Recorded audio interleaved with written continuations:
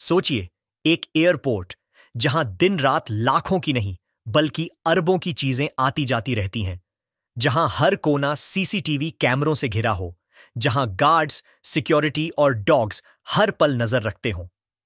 क्या ऐसा मुमकिन है कि कोई शख्स इतनी सख्त सुरक्षा को पार कर जाए और करोड़ों का सोना लेकर ऐसे निकल जाए जैसे कुछ हुआ ही ना हो?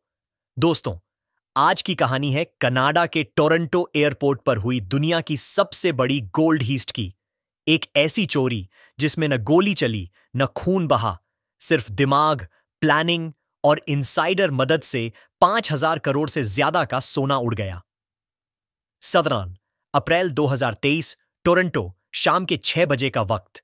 पियर्सन इंटरनेशनल एयरपोर्ट पर हमेशा की तरह रूटीन चेकिंग चल रही थी।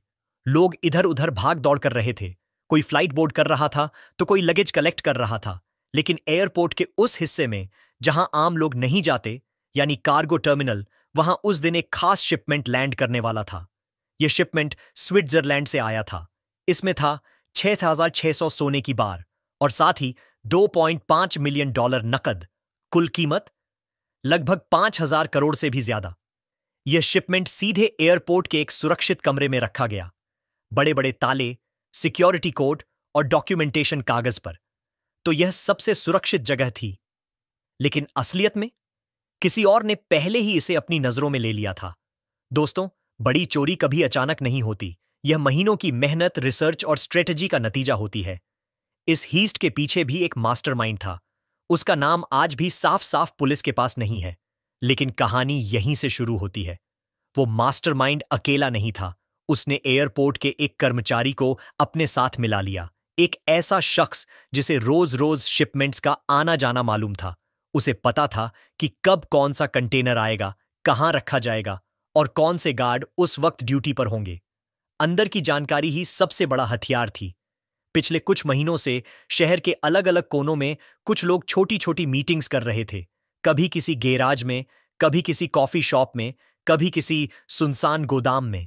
2 हफ्ते बाद शिपमेंट आ रहा है, इनसाइडर ने धीरे से कहा। कितना सोना है? मास्टरमाइंड ने पूछा। करीब 6,600 बार और साथ में कैश भी। कमरे में बैठे सभी लोग एक दूसरे को देखते रह गए। ये रकम इतनी बड़ी थी कि अगर सब कुछ सही हो गया तो जिंदगी भर किसी को काम करने की जरूरत नहीं पड़ेगी। लेकिन एक गलती और सब कुछ खत्म। मास्टरमाइंड ने सबसे पहले तय किया, अगर हमें यह सोना निकालना है तो हमें किसी को शक नहीं होने देना चाहिए। हम किसी गार्ड को नहीं मारेंगे, न कोई हंगामा करेंगे।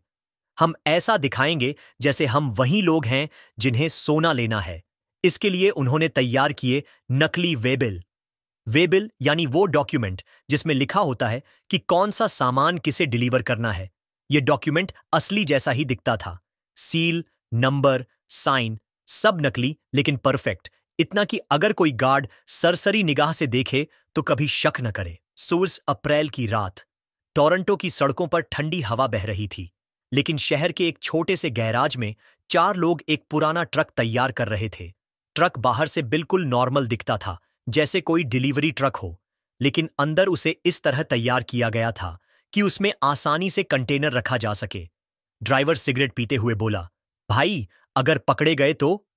मास्टरमाइंड ने धीमे स्वर में कहा, तो जेल की हवा खाएंगे, लेकिन अगर कामयाब हो गए तो जिंदगी राजा की तरह जिएंगे। 17 अप्रैल रात के 9 बजे, एयरपोर्ट कार्गो टर्मिनल। एक ट्रक धीरे धीरे गेट पर आकर रुका। ड्राइवर ने खिड़की से कागज बाहर निकाला। गार्ड ने पूछा, डिलीवरी का सामान? ड्राइवर ने सिर्फ सिर हिला दिया और कागज थमा दिया। गार्ड ने डॉक्यूमेंट देखा। सब कुछ सही लग रहा था। उसने गेट खोल दिया। ट्रक अंदर चला गया। कुछ ही मिनटों बाद कंटेनर, जिसमें 6,600 सोने की बार और नकद था, ट्रक के पीछे लाद दिया गया। गार्ड्स को लगा जैसे रूटीन काम है। कोई शोर नहीं, कोई शक नहीं। और फिर ट्रक एयरपोर्ट से बाहर निकल गया। इतिहास की सबसे बड़ी गोल्ड हीस्ट हो चुकी थी। अगले दिन सुबह असली कार्गो टीम वहां पहुंची। उन्होंने पूछा, सोना कहां है? स्टाफ ने कहा, वो तो कल रात ही डिलीवर हो गया था। क्या? किसे डिलीवर किया गया? सबके चेहरे सफेद पड़ गए। रिकॉर्ड में साफ लिखा था, सामान निकल चुका है, लेकिन जिसे सोना मिलना था वो कह रहा था, हमें तो कुछ मिला ही नहीं। एयरपोर्ट का पूरा स्टाफ सकते में आ गया। अधिकारियों ने तुरंत पुलिस को बुलाया। RCMP यानी रॉयल कैनेडियन माउंटेड पुलिस मौके पर पहुंची। सबसे पहले सीसीटीवी फुटेज देखी गई। वहां एक ट्रक दिखा जो एयरपोर्ट में दाखिल हुआ और फिर बाहर चला गया, लेकिन उसकी डिटेल्स मिल ही नहीं रही थीं, जैसे वो ट्रक किसी और दुनिया से आया हो। इस खबर ने पूरे कनाडा में टहलका मचा दिया। अखबारों की हेडलाइंस थीं, 5,000 करोड़ का सोना हवा में गायब, एयरपोर्ट की सबसे सुरक्षित जगह से सोना चोरी। लोग हैरान थे। जब एयरपोर्ट पर इतनी सिक्योरिटी है तो ये कैसे हुआ? क्या अंदर किसी का हाथ था? क्या पुलिस इस केस को सुलझा पाएगी? दोस्तों, ये तो बस शुरुआत थी। असली खेल अभी बाकी है। कैसे पुलिस को पहली बार शक हुआ? अब कहानी यहीं से आगे बढ़ती है, जहां पुलिस की एंट्री होती है और खेल और भी दिलचस्प हो जाता है। 28 अप्रैल सुबह 8 बजे एयरपोर्ट कार्गो टर्मिनल में हड़कंप मचा हुआ था। अफसर, मैनेजर और सिक्योरिटी गार्ड्स सब एक दूसरे को शक भरी नजरों से देख रहे थे। किसी को समझ नहीं आ रहा था कि इतनी बड़ी चूक कैसे हुई। किसने कंटेनर बाहर जाने दिया? किसके साइन थे डॉक्यूमेंट्स पर? एयरपोर्ट अथॉरिटी ने तुरंत RCMP, royal Canadian mounted police को सूचना दी। कुछ ही घंटों में डिटेक्टिव रिचर्ड हेनरी और उनकी टीम वहां पहुंच गई। रिचर्ड हेनरी उम्र 48 पर पुलिस विभाग के सबसे सख्त और अनुभवी अफसरों में से एक। उनका एक ही नियम था, कोई भी अपराधी चाहे कितना चतुर क्यों ना हो, वो कहीं ना कहीं गलती करता ही है। उन्होंने सबसे पहले गार्ड से पूछताछ शुरू की। रिचर्ड, कल रात कंटेनर किसने बाहर निकाला? गार्ड, सर, कागजात बिल्कुल सही थे और अंदर से एंड्रयू ने कहा था कि इन्हीं को डिलीवरी देनी है। रिचर्ड का माथा सिकुड़ गया। एंड्रयू क्लार्क, नाम सुनते ही उसे कुछ गड़बड़ लगी। सीसीटीवी खोला गया।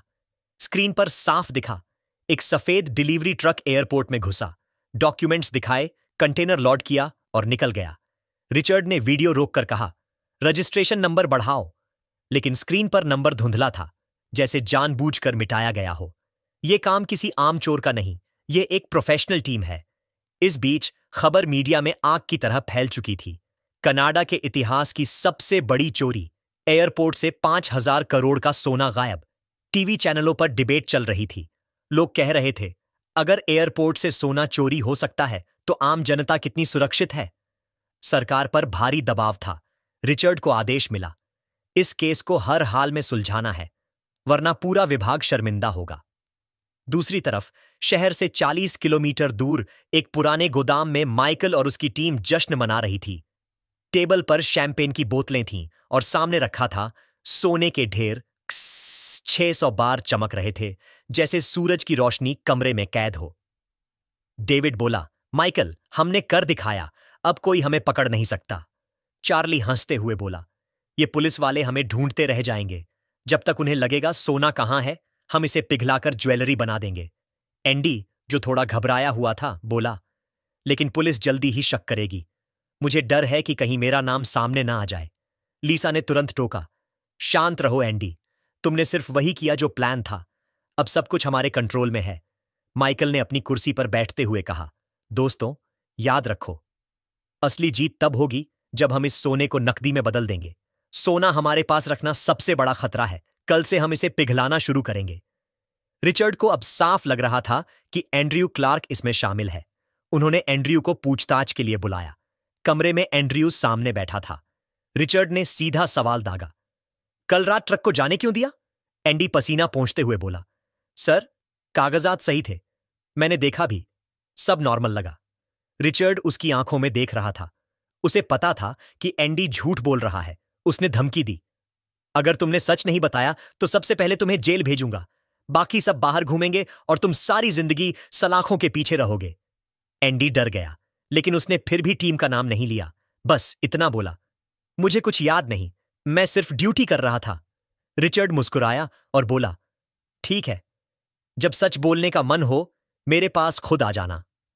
उधर माइकल की टीम ने सोने को छोटे छोटे हिस्सों में बांटना शुरू किया। चार्ली एक वर्कशॉप में पिघलाने का इंतजाम कर चुका था।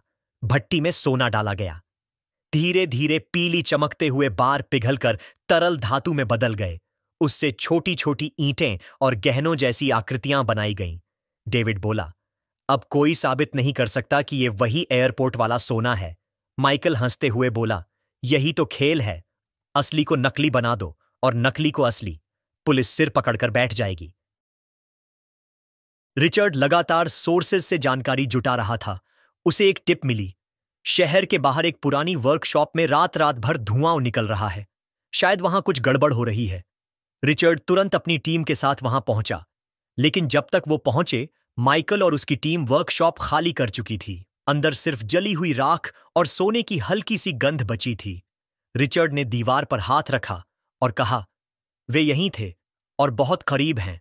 इसी बीच माइकल की टीम में हल्की दरारें पड़ने लगीं। एंडी डरा हुआ था।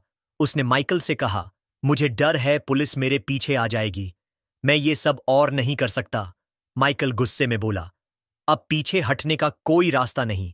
अगर तूने मुंह खोला तो सबसे पहले तुझे ही खत्म करूंगा। लीसा ने बीच बचाव किया। एंडी, बेवकूफ मत बनो। पुलिस के पास हमारे खिलाफ कोई सबूत नहीं। बस शांत रहो और पैसे का मजा लो। लेकिन एंडी का डर बढ़ता ही जा रहा था। रिचर्ड अब एंडी पर नजर रख रहा था। उसे यकीन था कि यही सबसे कमजोर कड़ी है। अगर एंडी टूट गया तो पूरा गिरोह बाहर आ जाएगा। दूसरी तरफ माइकल की टीम अगले ही हफ्ते सोने का बड़ा हिस्सा विदेश भेजने की तैयारी कर रही थी। कहानी अब उस मोड़ पर थी जहां एक तरफ पुलिस का दबाव बढ़ रहा था और दूसरी तरफ टीम के अंदर डर और शक। रात के 2 बजे थे।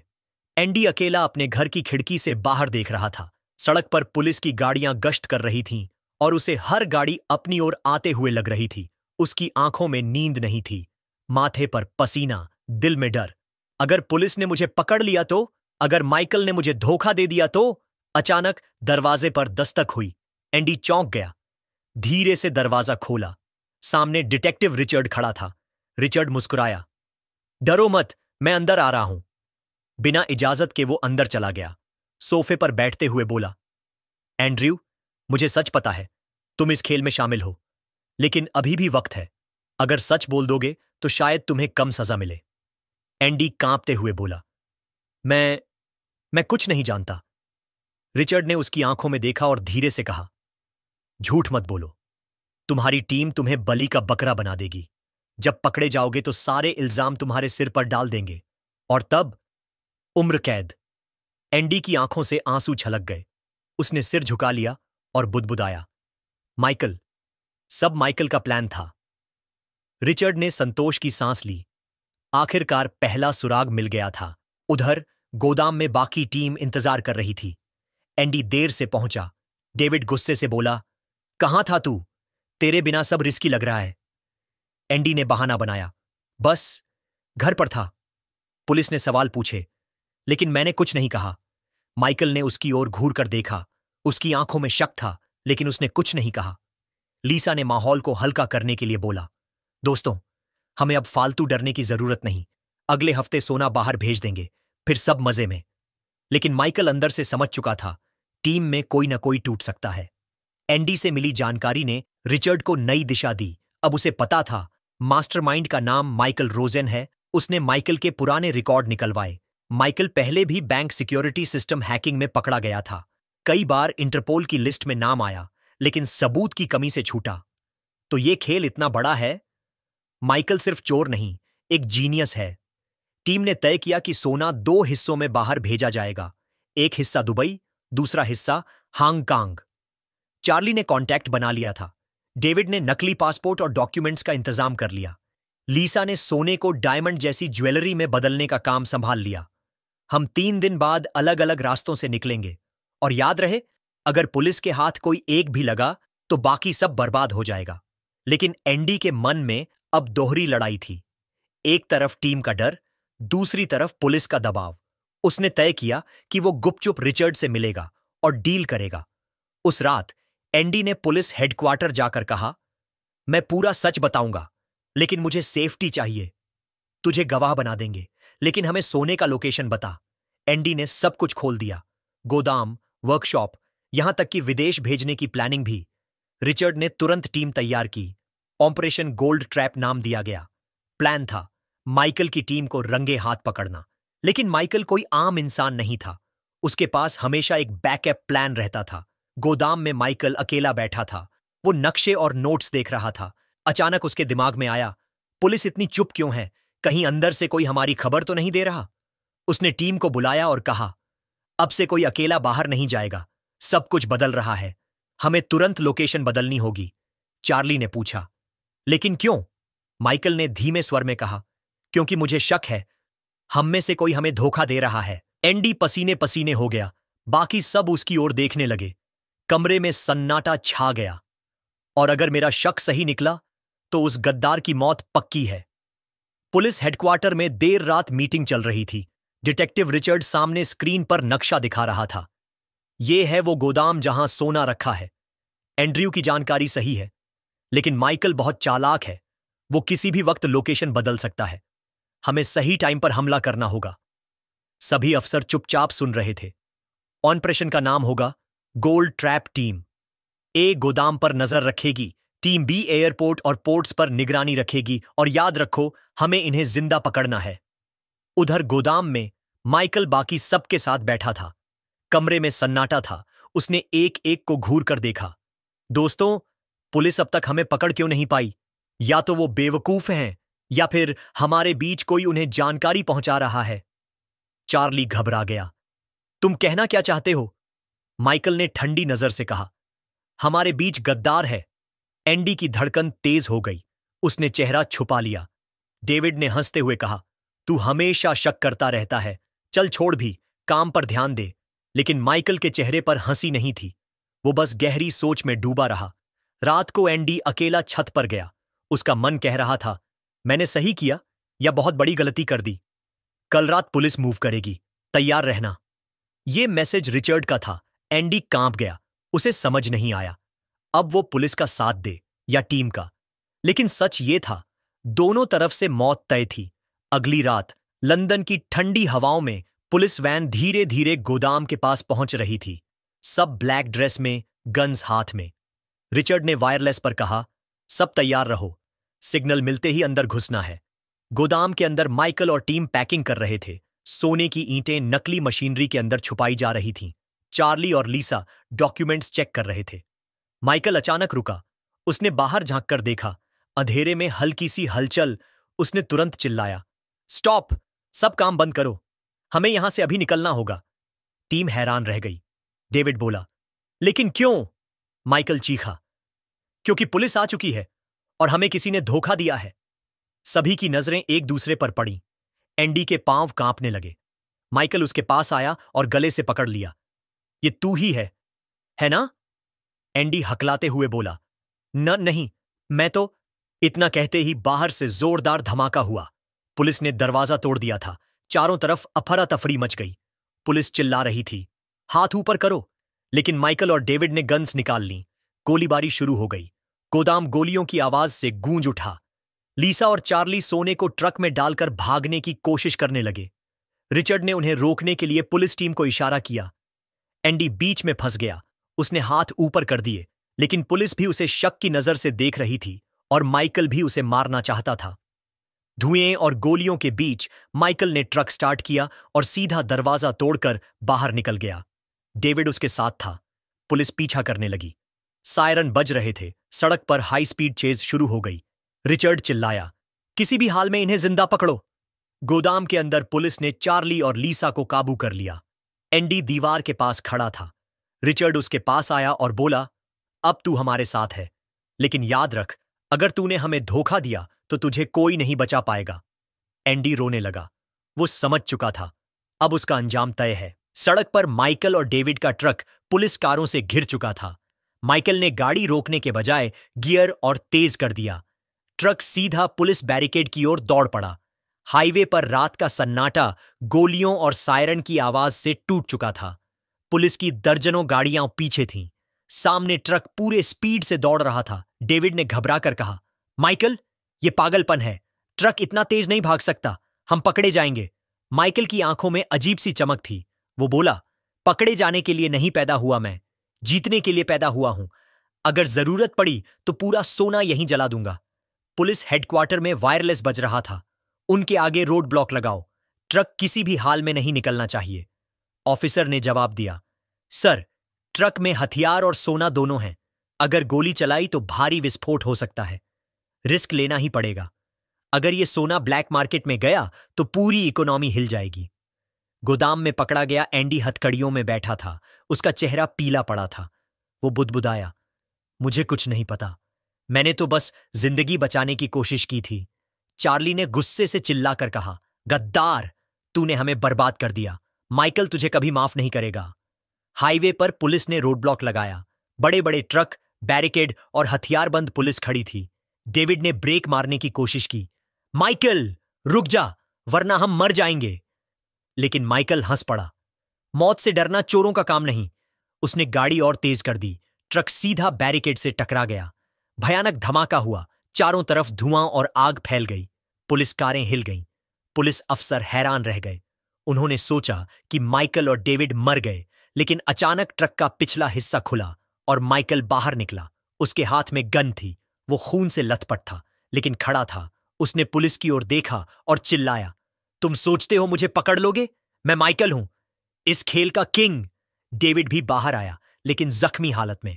वो भाग नहीं पाया और तुरंत पुलिस ने काबू कर लिया। माइकल धीरे धीरे पीछे हटने लगा। उसके पास एक डिवाइस थी, बम डिटोनेटर। उसने चिल्लाकर कहा, अगर किसी ने पास आने की कोशिश की तो मैं पूरा सोना उड़ा दूंगा। पुलिस रुक गई। सभी के चेहरे पर तनाव था। रिचर्ड आगे आया और बोला, माइकल, सुन, तू बहुत दूर तक आया है, लेकिन खेल अब खत्म हो चुका है। सोना सरकार का है, तू इसे लेकर भाग नहीं सकता। माइकल हंस पड़ा। भागने के लिए नहीं लड़ रहा मैं, याद रखने के लिए लड़ रहा हूं। तभी डेविड चिल्लाया, माइकल, अब बहुत हुआ, मैं और जेल नहीं जाना चाहता। डेविड ने अचानक पुलिस के सामने सब कुछ कबूल कर लिया। उसने कहा, सोना गोदाम नंबर 47 में है। माइकल हमेशा हमें इस्तेमाल करता रहा है। मैं अब उसके साथ नहीं हूं। माइकल गुस्से से तड़प उठा। उसने डेविड पर गन तान दी। गद्दार, तू भी। लेकिन इससे पहले कि वो गोली चला पाता, पुलिस ने उसे चारों ओर से घेर लिया। लंबे संघर्ष के बाद आखिरकार माइकल को भी पकड़ा गया। उसके हाथ से डिवाइस छीन ली गई। सोना बरामद हुआ। पूरी टीम अब जेल की सलाखों के पीछे थी। चार्ली, लीसा, डेविड, एंडी और आखिरकार मास्टरमाइंड माइकल। कई महीनों बाद अदालत में केस चला। मीडिया इस ट्रायल को ब्रिटेन का सबसे बड़ा गोल्ड हाइस्ट कह रही थी। जज ने सख्त आवाज में फैसला सुनाया, माइकल और उसके साथियों को आजीवन कारावास की सजा दी जाती है। ये सोना सरकार की सुरक्षा में रहेगा। माइकल ने मुस्कुराकर कहा, तुम लोग सोचते हो ये खेल खत्म हो गया? खेल अभी शुरू हुआ है। उसकी आंखों में अब भी वही जुनून था। कहानी यहीं खत्म नहीं होती, क्योंकि जब पुलिस ने सोने की गिनती की तो पता चला कि 20% सोना अब भी गायब है। किसके पास गया वो सोना? क्या माइकल ने पहले ही कहीं छुपा दिया था, या फिर टीम का कोई और साथी अब भी आजाद घूम रहा है? दोस्तों, दुनिया का ये सबसे बड़ा गोल्ड हाइस्ट खत्म तो हो गया, लेकिन सवाल अब भी बाकी है। आखिर वो 20% सोना कहां गया? क्या माइकल का नेटवर्क अब भी बाहर काम कर रहा है? और क्या ये कहानी वाकई यहीं खत्म हो गई, या असली खेल अभी बाकी है? लंदन की सबसे कड़ी सुरक्षा वाली जेल में माइकल को बंद किया गया। उसके कमरे में सिर्फ एक चारपाई, एक मेज और एक टूटा हुआ आईना था। माइकल हर सुबह आईने में देखता और मुस्कुराता। तुमने मुझे कैद किया है, लेकिन मेरे सपनों को नहीं। डेविड, चार्ली और लीसा को अलग अलग सेल में रखा गया। डेविड टूट चुका था। चार्ली रोज गुस्से में दीवार पीटता था और लीसा गहरी उदासी में डूब गई थी। लेकिन माइकल अब भी शांत था, जैसे उसे पता हो कि खेल खत्म नहीं हुआ है। इंस्पेक्टर रिचर्ड ने केस फाइल बंद करते समय मीडिया को बयान दिया, ब्रिटेन की सबसे बड़ी गोल्ड चोरी को हमने सुलझा लिया है। करीब 26 करोड़ डॉलर का सोना बरामद हुआ। माइकल और उसकी टीम अब सलाखों के पीछे हैं। लेकिन पत्रकारों ने सवाल दाग दिए, सर, रिपोर्ट कहती है कि 20% सोना अब भी गायब है। वो कहां है? कभी कभी कानून सब कुछ बरामद नहीं कर पाता। हम जांच जारी रखेंगे। रात में जेलर ने देखा कि माइकल अपनी कोठरी में कागज पर कुछ बना रहा था। जब पास जाकर देखा तो वो लंदन का नक्शा था। जेलर ने हैरान होकर पूछा, क्या कर रहा है तू? माइकल मुस्कुराकर बोला, बस पुराने रास्तों को याद कर रहा हूं। जेलर डर गया, क्योंकि उस नक्शे पर ठीक वही गोदाम मार्ग थे जहां सोना रखा गया था। डेविड, जो सबसे पहले पकड़ा गया था, उसने कोर्ट में एक और बयान दिया, सर, सच ये है कि माइकल ने हमें इस्तेमाल किया, लेकिन सोने का एक हिस्सा उसने पहले ही अलग कर दिया था। उसका कोई और आदमी बाहर है जो उसे संभाल रहा है। कोर्ट में सन्नाटा छा गया। क्या सचमुच इस खेल में एक छुपा हुआ खिलाड़ी अब भी बाहर था? मीडिया में खबरें छपने लगीं। क्या माइकल का नेटवर्क अब भी एक्टिव है? गायब हुआ 20% सोना किसके पास है? क्या जेल से भी माइकल बाहर की दुनिया को कंट्रोल कर रहा है? लोग कहते थे कि रात में जेल के आसपास अजीब कारें देखी जाती हैं। कुछ गार्ड कहते थे कि माइकल को चिट्ठियां आती हैं जिनमें सिर्फ एक लाइन होती, गेम इज नॉट ओवर। एक रात इंस्पेक्टर रिचर्ड अपने ऑफिस में बैठा था। उसके सामने केस फाइल खुली थी। अचानक उसे एक पार्सल मिला। उसने खोला तो अंदर सोने की एक छोटी ईंट रखी थी और एक चिट्ठी। बाकी खेल तुमसे बेहतर कौन समझेगा रिचर्ड? तुम्हें लगता है तुमने मुझे हरा दिया? असल में खेल अब शुरू हुआ है। चिट्ठी पर साइन था। रिचर्ड के हाथ कांप गए। उसकी आंखों में डर साफ दिख रहा था। ब्रिटेन में लोग आज भी इस गोल्ड हाइस्ट को याद करते हैं। टीवी डॉक्यूमेंट्री बनी, किताबें लिखी गईं और फिल्मों में इसके सीन्स दिखाए गए। लेकिन कोई ये तय नहीं कर पाया कि असली सच क्या है। क्या वो सोना सच में गायब है या ये सब माइकल की आखिरी चाल थी दुनिया को डराने की? जेल में एक दिन रिपोर्टर आया और माइकल से पूछा, क्या आपको पछतावा है? आपने जिंदगी बर्बाद कर दी। माइकल ने गहरी सांस ली और मुस्कुराया। पछतावा? नहीं, मैं वही हूं जिसने ब्रिटेन को दिखाया कि सबसे कड़ी सुरक्षा भी टूट सकती है। और रही सोने की बात, वो तो अब भी घूम रहा है, शायद आपके ही गले में, आपकी ही अंगूठी में। रिपोर्टर सन्न रह गया। दोस्तों, यही थी ब्रिटेन के सबसे बड़े गोल्ड हाइस्ट की कहानी।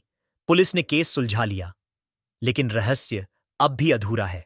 क्या सचमुच 20% सोना गायब है? क्या माइकल ने जेल से भी कोई नई चाल चली है या ये सब उसकी आखिरी शतरंज की बाजी थी? तो दोस्तों, आपको क्या लगता है? क्या माइकल का नेटवर्क अब भी बाहर जिंदा है या ये सब एक मास्टरमाइंड का बनाया हुआ डर है? कमेंट में अपनी राय जरूर बताइए। अगर कहानी पसंद आई हो तो चैनल को लाइक, शेयर और सब्सक्राइब करना मत भूलिए, क्योंकि अगली कहानी शायद उससे भी ज्यादा खतरनाक हो सकती है।